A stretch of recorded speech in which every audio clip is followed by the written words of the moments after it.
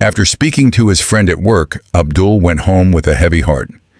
He had tried advice. He had tried patience. He had tried involving elders. Nothing had changed. After months of feeling neglected, Abdul made a decision that shocked the community. He decided to marry a second wife. In Islam, polygamy is permitted with justice and responsibility, and Abdul believed he could be fair. He did not do it out of hatred, but out of disappointment and emotional loneliness.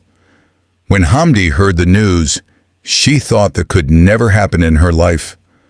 Abdul dropped a story himself with calm in his voice.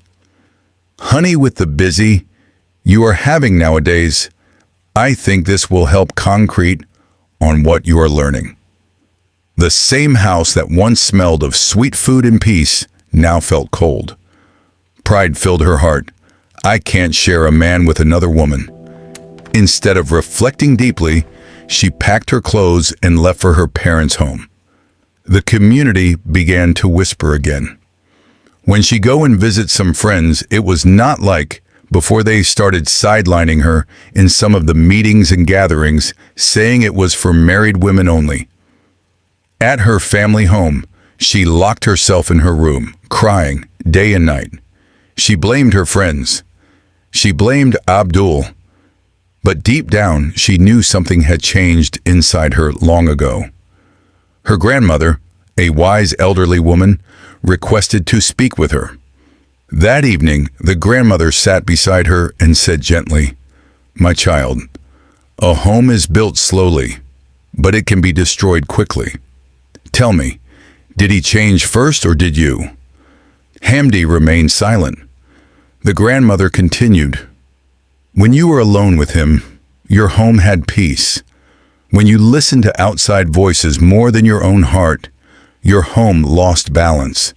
Friends are good, but no friend should stand between a wife and her husband." Tears rolled down Hamdi's cheeks. Marriage is not competition. It is responsibility. If you want your place back in his heart, go back not with pride, but with character. Those words pierced her soul. The next morning, Hamdi made a decision. She returned home. When she knocked on the door, she was surprised. Abdul was there, like he knew that she is coming back. He opened it slowly. She greeted him with calmness and humility. "I have come back," she said softly, "not to fight, not to compete, but to correct myself." Abdul welcomed her with happiness like he just found something he lost. This time her change was not temporary. It was sincere. She respected his time.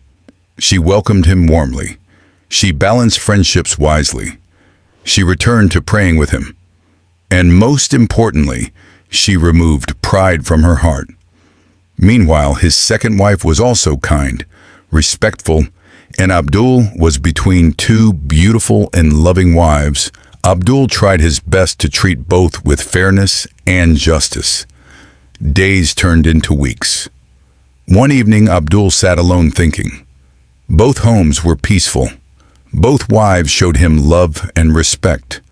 Both treated him with care.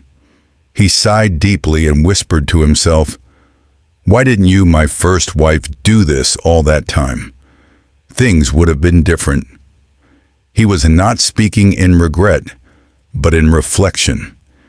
He realized that sometimes people only value something when they almost lose it.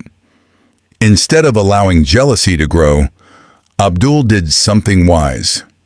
He spoke with his first wife about bringing the second wife to stay with them, so there will be no leaving for a week to another house. And the first wife agreed and said, "I will be glad to be staying with the woman who is taking good care of our husband, and also learn a lot from her." He gathered both wives together. He spoke openly. "I will be just between you, but peace in this home depends on all of us. Let us not compete. Let us cooperate."